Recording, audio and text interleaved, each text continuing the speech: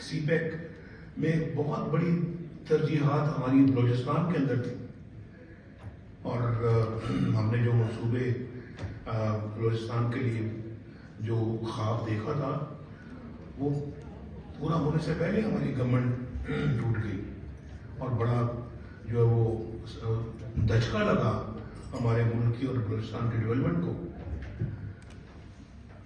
تو بلوچستان میں اتنا پوٹینشیل ہے، آبادی کم ہے، فاصلے زیادہ ہیں، اس کا یہ مطلب نہیں کہ آپ اپنا جو ہے وہ لوگوں کے ڈیولپمنٹ کے اوپر پیسہ کم خرچ کرو۔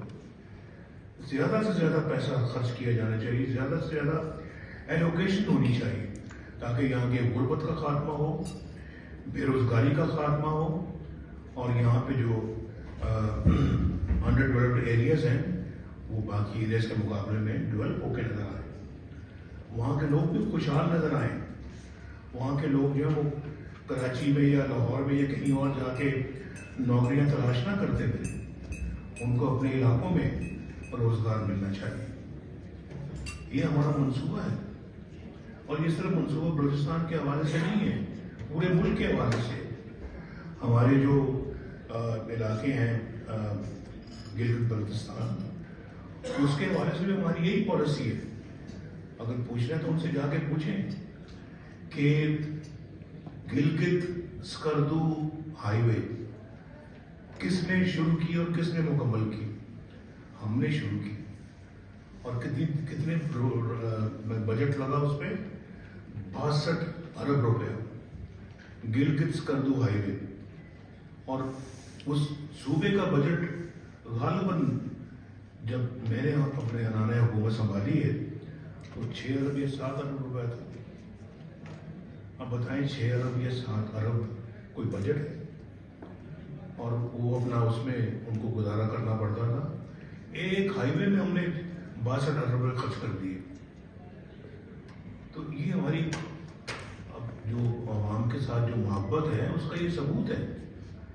اور اسی طرح سے میں آزاد کشمیر کی بھی مثال دوں گا، ان کا بھی 10 ارب کے لگ بھگ یا اس سے کم اس کا ان کا ٹوٹل بجٹ تھا، اور ہم نے آ کے اللہ کے فضل و کو کئی گنا اور بڑھا دیا، اور بہت بڑے بڑے منصوبے وہاں پہ لانچ کیے ہم نے۔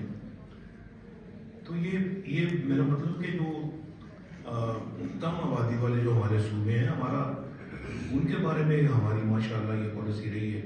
اور ایک کے بی کی جس کے بارے میں اپنا اور ایک پارٹی بہت تبدیلی کی بات کرتی تھی، تو سن 75 سے جب ذوالفقار علی بھٹو پرائم منسٹر تھے، اس زمانے سے لواری ٹنل کا نام ہم سن رہے تھے، اور کہ لواری ٹنل بنے گی، جی وہاں لواری ٹنل بنے گی، لیکن وہ آج تک ہمارے دور تک مکمل نہیں ہوئی، اور تھوڑی تھوڑی کر کے بنتی گئی، پھر بجٹ ملا تو بن گئی، نہ ملا تو کئی سال کے لیے رک گئی۔ ہم نے اللہ کے فضل و کرم سے آگے اس میں کوئی 30 بلین روپیہ اپنے دور میں خرچ کر کے اس کو مکمل کیا۔ آج وہاں لوگ جا رہے ہیں، سفر جو پہلے 12 گھنٹے جس پہ لگتے تھے آج 5 گھنٹے میں مکمل ہوتا ہے وہ۔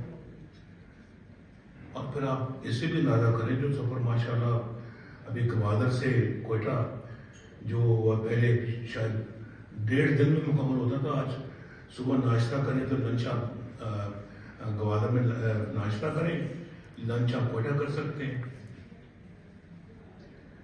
تو یہ عمل ہے جو ہم نے کر کے دکھایا ہے، اور یہ ہمارا شوق تھا، محبت تھی اپنے عوام سے، جو ہم نے اللہ کے فضل و کرم سے اس کو پورا کر کے دکھایا۔ اور بہت سارے منصوبے بھی تو بن رہے تھے، اور گوادر کو میرا تو تھا کہ گوادر کو میں بار بار یہ نام کئی دفعہ لیتا ہوں، گوادر کو ہم ایک بہترین شہر میں کی شکل دینا چاہتے تھے۔